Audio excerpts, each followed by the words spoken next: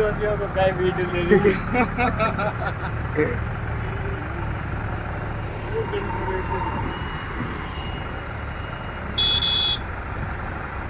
वो जी